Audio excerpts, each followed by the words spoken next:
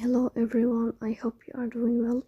Today we'll talk about how to fix or how to solve the problem of Tapas app. We go to settings. Here we click on apps, default apps, app settings. Then here we'll search about the application of Tapas and you will enter. Here in this page of app info, you will go to first stop and you will click OK. Here you will enter to the window of storage.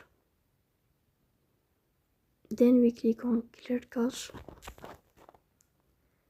In the end you will turn off your phone and you will wait a moment to restart your phone again to fix that problem. So that's all. Don't forget to support us by like and subscribe. See you next time, and thank you.